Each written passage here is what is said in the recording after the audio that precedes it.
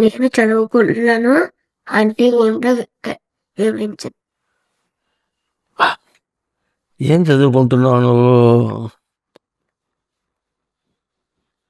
Third class. Third class అంటే నా తెలుగులో చెప్పు, నాకేం ఇంగ్లీష్లో వస్తుంది. 3వ క్లాస్. 3వ క్లాస్. 3 అమ్మో, నేను చదవలేదే.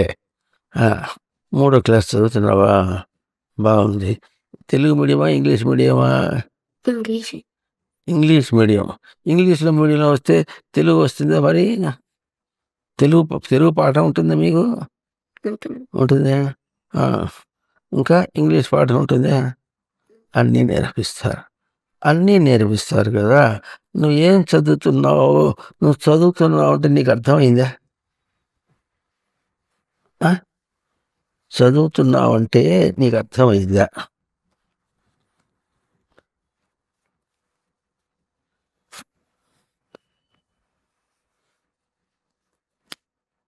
ఇది చదువు.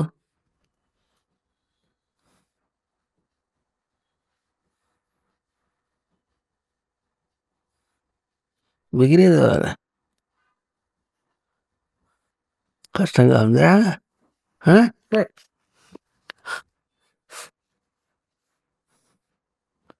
ఇది చదువు.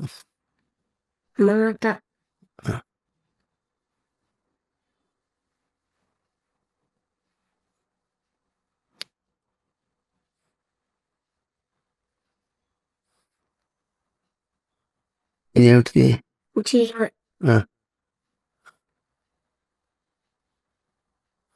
బయట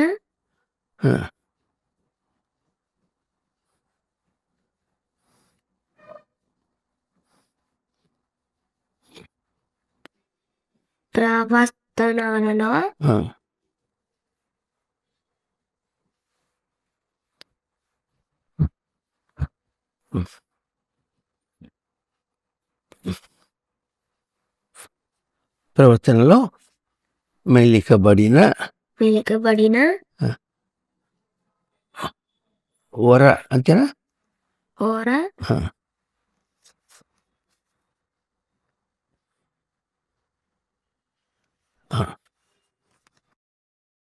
రహస్యపు ప్రవర్తన చదివావా? ఇది చదివితే ఇప్పుడు ఇది చదివావా? ఎట్లా చదివావు? బుద్ధితో చదివావా? అక్షరాలతో చదివావా? బుద్ధి చదివా? బుద్ధిని పక్కన పెట్టావా? నీ బుద్ధి ఉంటుందని తెలుసా నీకు? బుద్ధి ఉందా నీకు? నీకు మనస్సు ఉందా? తెలుస్తుందా? తెలివి ఉందా? ఇప్పుడు తెలుగుతో చదువుతావా, తెలివి లేకుండా చదువుతావా? చెప్పు గట్టిగా. తెలుగుతో చదువుతావు అంటే ఇప్పుడు తెలుగుని చదువుతూ ఇది చదువుతావా, తెలియని చదవకుండా ఇది చదువుతావా?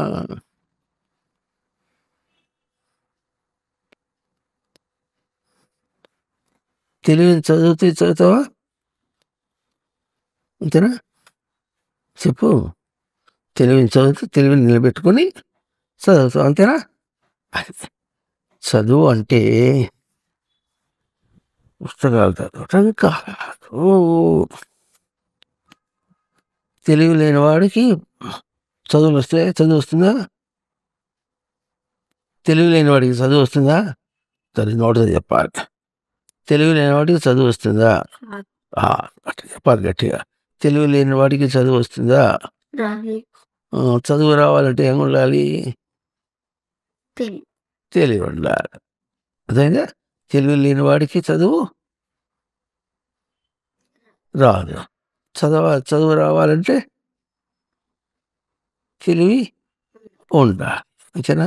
తెలివి ఉండాలంటే దాని ఇష్టమా, మీ ఇష్టం, నీ ఇష్టమా? దాని ఇష్టం ఉంటుందా? నువ్వు ఉంచుకుంటే ఉంటుందా? ఉంచుకుంటే ఉంటుంది. అది అవుతుందా? ఉంచుకుంటే ఉంటుంది, లేకపోతే పోతుంది. ఎవరి బాధ్యత? ఎవరి పని అది? నీ పని. అంతేనా? అంటే ఇప్పుడు చదువంతా చదివే రోజులు ఇది ఎట్లా చదువుతావు నువ్వు? తెలివి పెట్టుకోవాల్సిందేగా. తెలివి నిలబెట్టుకొని చదవాలి. ఎన్ని చదివినా తెలివి నిలబెట్టుకొని చదువుకోవాల్సిందే కదా.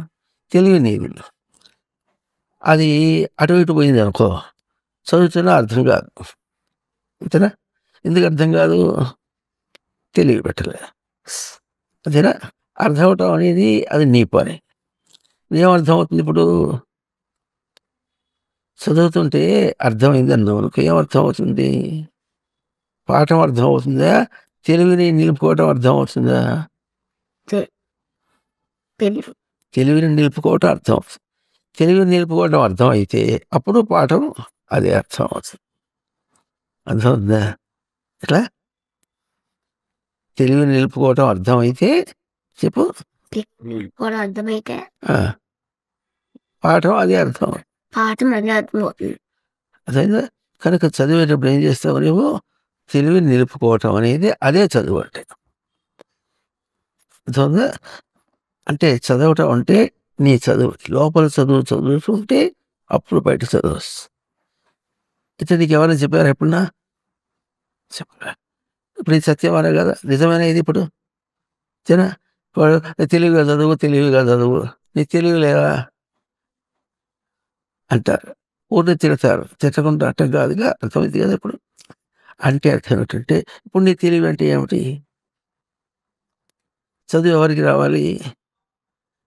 నీకు రావాలన్నా పాఠాలే రావాలన్నా? నీకు రావాలి. నేను ఉండాలి. ఇప్పుడు నీకు రావాలంటే నేను ఉండాలా?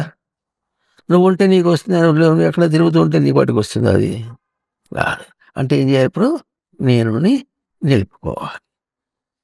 నేనున్నా. అక్షరాభ్యాసం చేసుకున్నప్పుడు ఏం చెప్పుకున్నాం మనం? అక్షరాభ్యాసం చేసినప్పుడు అక్షరం అంటే ఏం చెప్పుకున్నాం? చెల్లించకుండా, చెదిరిపోకుండా ఎట్లా ఉండాలి? నవ్వుతూ ఉండాలి. ఏమన్నా రాలి అది అక్షరం అని చెప్పుకున్నాం. అదే ఏమన్నా రాలి చెదిరిపోకుండా ఉండాలి, నవ్వుతూ ఉండాలి అని చెప్పుకున్నాము.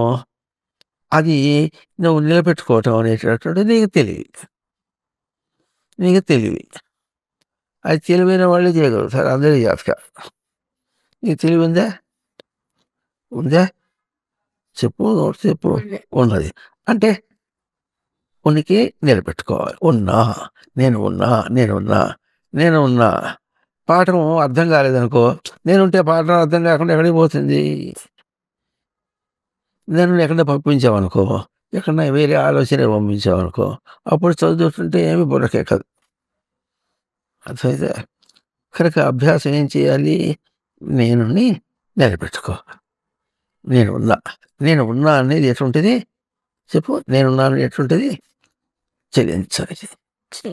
సరే. ఎప్పుడు నిండుగా నవ్వేది చెప్పు? ఎప్పుడు నిండుగా నవ్వేది. ఇది నవ్వు ఒకసారి నవ్వుతూ ఉంటే ఏదైనా అర్థం అవుతుంది. ఈ చదువే కాదు, మన చదువు అంటే ఇంకా బాగా అర్థం చేసుకోవాలి. పుస్తకాలు చదవటమే కాదు, బయట తిరుగుతాం కదా, వాటిని అన్నింటిని కూడా చదవటం అని అంటారు. దాన్ని ఏమంటారు? చదవటం అంటారు. ఏం చదవటం అంటే నిన్ను చదువుతున్నావు. అవి మూడు వస్తాయి. పరిగెత్తు ఇచ్చే వస్తాయా? లోకం పనులు అంటే బయట పనులు అన్నట్టు ఉంటాయి. అది చేసినప్పుడు కూడా ఎప్పుడు కూడా నవ్వటం అనేటువంటిది నీ పని ఏమో నవ్వటం. అవన్నీ బయట పనులు. నవ్వుతూ ఉంటే, ప్రశాంతంగా ఉంటే పాఠాలు చదవటం అవే వస్తాయి. ఎట్లా వస్తాయో అట్లాగే నవ్వుతూ ప్రశాంతంగా ఉంటే బయట పనులన్నీ అవే వస్తాయి. ఎవరి కోసం వస్తాయి? నీ కోసం వస్తాయి. నువ్వు ఎట్లా ఉన్నావు? ప్రశాంతంగా ఉన్నావు కదా, కనుక అవన్నీ ప్రశాంతం కోసం వస్తాయి నీ దగ్గరికి. నువ్వు ప్రశాంతంగా ఉంటే నీ దగ్గరికి వస్తాయి. ఇప్పుడు నా అయస్కాంతం చూసావా? మ్యాగ్నెట్ చూసావా? మ్యాగ్నెట్ పక్కన దూరంగా కొంచెం ఇనుప ముక్కలు పెడితే వస్తాయి, పరిగెత్తుకుంటూ వస్తాయా? మ్యాగ్నెట్ దగ్గర వస్తాయి, పరిగెత్తుకుంటూ వస్తాయి.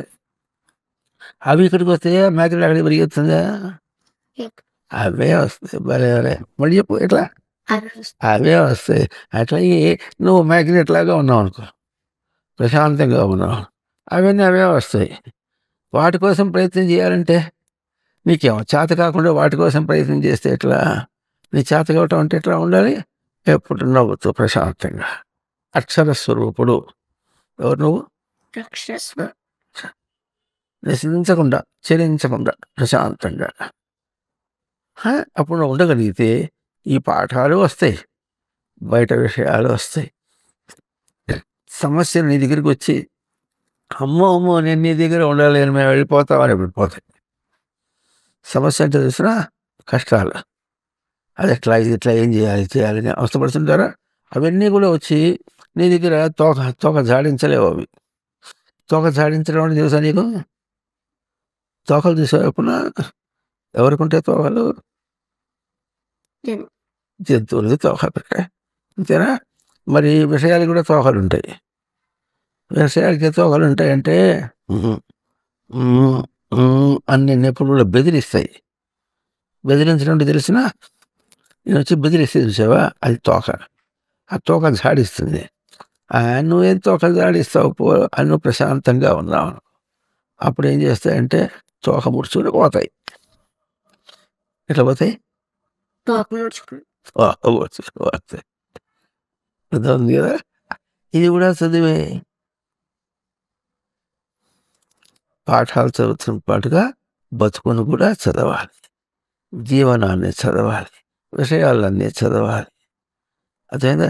పెద్దవాళ్ళని చదవాలి, చిన్నవాళ్ళని చదవాలి. పెద్దవాళ్ళని చదువుతుంటే అన్నీ చేసినప్పుడు నీకెట్ట తెలుస్తుందో అట్లా పెద్దవాళ్ళని చదువుతుంటే పెద్దవాళ్ళు మర్యాద ఉండాలి, ఆ మర్యాదగా ఉండాలి అనేటువంటి నీకు తెలిస్తే అప్పుడు నువ్వు మర్యాదగా ఉంటావు కదా. అప్పుడు నువ్వు మర్యాదని చదివినట్టు అవుతుందా లేదా? అంతేనా? వినయంగా ఉంటావా? వినయం అంటే తెలిసిందా? ఎదిరించకుండా ఉంటా. వినయంగా ఉండకుండా అట్లా ఉంటావు అనుకో, అప్పుడు వినయాన్ని చదివిన వాడు అవుతావు. చదివితే అప్పుడు నువ్వు వినయం పాఠం వచ్చేస్తుందిగా. వాళ్ళు ఏం చెప్పక్కర్లే. లోకంలో ఏమంటారు, బస్సులో పోతుంటే ముసలాళ్ళు ఎవరన్నా కూర్చున్నారు, నిలబడ్డారు అనుకో, ఇప్పుడు మనం ఏం చేయాలి? ఏం చేయాలి? లేచి వాళ్ళకి చోటు వేయాలి. ఎందుకు ఇవ్వాలి? వాళ్ళు ముసలాళ్ళు కనుక. అప్పుడు వినయంగా చేసావు. అప్పుడు వినయం నీకు వస్తుందా, ముసలాళ్ళకి వస్తుందా? ఎవరు చేస్తే వాళ్ళకి వస్తుంది. నువ్వు చేసావుగా వినయంగా, పెద్దవాళ్ళకి మర్యాద ఇచ్చేవా లేదా? నీకే వస్తుంది. ఇది కూడా చదవటమే, ఇది కూడా పాఠమే. పాఠం చదివితే పాఠం ఎట్లా వస్తుందో ఇది కూడా ఒక పాఠమే. ఆ పెద్దవాళ్ళు అంటే లౌకికంగా పెద్దవాళ్ళు కావచ్చు. మరి బడిలో మాస్టర్ అంటే ఆయన చదువుకున్నవాడు కనుక, పాఠాలు చెప్తున్నాడు కనుక ఆయన గారి మర్యాద ఇవ్వాలి. అన్నం పెడుతుంది కదా అమ్మకి మర్యాద ఇవ్వాలి. నాన్న అటు చేస్తుంటారు కనుక నాన్నగారికి మర్యాద ఇవ్వాలి. అర్థమైందే? నీ పాటి నువ్వు ఉంటే సరే అందరికీ మర్యాద ఇచ్చినట్టు. అన్నీ ఇవ్వగలవు. అది కూడా అన్ని ఎన్నో పాఠాలు ఉంటాయి. చదివే ఇంతమంది ఉంటారు, నువ్వు ఒక్కడే. ఎట్లా? అన్ని పాఠాలే చదివేది ఎంతమంది? నువ్వే చదవాలి. అన్ని పాఠాలు నువ్వు చదవచ్చు. అంటే ఇప్పుడు ఎవరు గొప్ప? పాఠాలు గొప్ప, నువ్వు గొప్ప? ఎట్లా గొప్ప? గర్వించేటట్ట ఆయనతో నేను గొప్ప అని గర్వించడమా? కాదు. ఎట్లా? తెలుసుకునేవాడు. ఎవరిని తెలుసుకుంటావు? నిన్నే తెలుసుకుంటావు. ఎట్లా తెలుసుకుంటావు నిన్నుని? నువ్వు చక్కగా ప్రశాంతంగా ఎన్ని సమస్యలు వచ్చినా చెలించకుండా అన్ని చదువుతావు.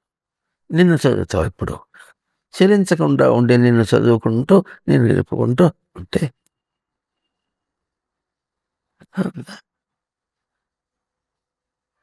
అర్థమవుతుందా? ఓ మంచి విషయం అర్థమైందా నీకు? అర్థమైందా? అది జీవితంలో జ్ఞాపకం పెట్టుకోవాలి. దేహం విడిచిపెట్టిపోయేదాకా కూడా అక్షరాభ్యాసంలో ఉంటాడు. చెలించకుండా అక్షరాభ్యాసం అంటే అక్షరం అంటే చెలించకుండా ఉండటం. చెలించకుండా ఉంటాను అభ్యాసం చేయాలి. ఎట్లాగో అట్లా చెలించకుండా అభ్యాసం చేసేటట్టుగా నువ్వు నిలుపుకుంటే అప్పుడు నిన్ను చదువుతావు. నువ్వు ఎట్లా చదువుతావు అంటే అవన్నీ విషయాలు ఎన్నో పాఠాలు వస్తుంటాయి. ఎన్ని పాఠాలు వచ్చినా నిన్ను చదువుతూ ఉంటావు అనమాట. నువ్వు ఎప్పుడైతే అక్షరంగా నిశ్చలంగా ఉంటావో అప్పుడు నేను చదువుకుంటావు. ఆ పాఠాలు కూడా చదివిపడ్డా అయిపోతాయి. ఎన్ని బతుకులు ఎట్లా బతికినా ఎంత పెద్దవాడినా ఇప్పుడు నువ్వు ఇప్పుడు ఎన్నేళ్ళు నీకు 10 ఏళ్ళు వచ్చినాయి. 10 ఏళ్ళు వచ్చిన తర్వాత 90 ఏళ్ళ వాళ్ళు ఉన్నారా? ఉంటారా లోకంలో? ఉంటారు. 80 వాళ్ళు ఉంటారా? 70 ఏళ్ళ వాళ్ళు ఉంటారా? 60 ఏళ్ళ వాళ్ళు ఉంటారా? వాళ్ళు ఉంటారు. అతను ఎన్ని కాలం ఎంతనగా ఎంత అయినప్పుడు కూడా ఎట్లంటావు ఎప్పుడు అక్షరం. నువ్వెవరు ఇప్పుడు? ఎవరు? అక్షరం.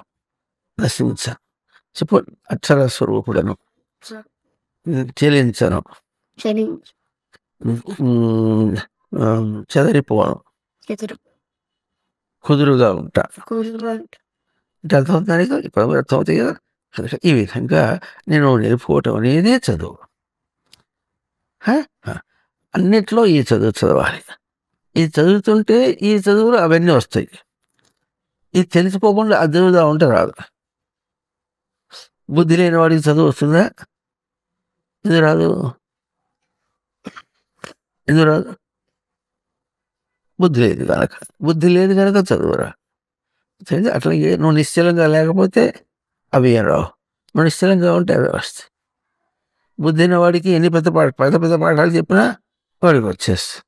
నిశ్చలంగా ఉన్నవాడికి ఎంత పెద్ద జీవితమైనా, ఎన్ని పెద్ద సమస్యలు అయినప్పుడు కూడా నిశ్చలంగా ఉంటాడు. ఇది చదువు. ఈ చదువు చదువుతావా? థర్డ్ క్లాస్ చదువుతావా? ఈ చదువు కూడా చదువుతావా? ఈ చదువుతో అన్ని చదువులు చదవచ్చు. 3వ క్లాస్ పాఠాలు తర్వాత 4వ క్లాస్ పోతావా? 4వ క్లాస్లో 3వ క్లాస్ పాఠాలు చెప్తారా? 4వ క్లాస్ పాఠాలు చెప్తారా? 3వ క్లాస్ చదవచ్చుగా. ఈ పాఠాలు చెప్తారా? ఇవి వెళ్ళిపోయాయి. అదే 2వ క్లాస్ అయిపోయింది, 3వ క్లాస్ పాఠం, 4వ క్లాస్, 5, అన్ని పాఠాలన్నీ వెళ్ళిపోతాయి. కానీ నిన్ను చదవటం పెద్ద పెద్ద పాఠాలు అయినప్పటికీ నువ్వు చెదిరిపోకుండా ఉంటావు. ఆ పాఠం చదివావు అనుకో, అది ప్రౌడ్. అప్పుడు పెద్ద అయిన తర్వాత ఉద్యోగం చేసా, ఏదైనా పని చదువుకుంటావు, మరి బతకడానికి ఏదో చేసుకుంటావు. నువ్వు ఏం చేసినా దేహం విడిచిపెట్టిపోయేదాకా నేను అక్షర స్వరూపుడు, నేను చెల్లించని స్వరూపం అని నన్ను నేను చదువుకోవాలి. చెప్పు.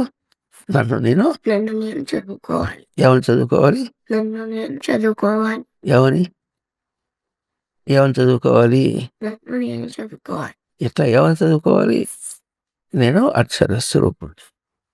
చెప్పు. నేను అక్షర స్వరూపం. చెల్లించను. చెప్పు. చెల్లించను అని చదువుకోవాలి. అప్పుడు చదవచ్చు.